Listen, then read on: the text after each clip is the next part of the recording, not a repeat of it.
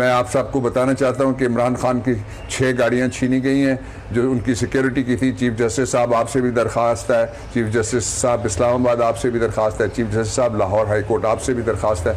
और मैं ये दरख्वास्त करना चाहता हूँ जो पाकिस्तान के अंदर जितने भी चीफ्स हैं सबको मिला के मैं करना चाहता हूँ कि आप सारे एसेट्स हैं पाकिस्तान के, और इमरान खान बहुत बड़ा एसेट है पाकिस्तान का, लोकल भी है और ग्लोबल एसेट भी है।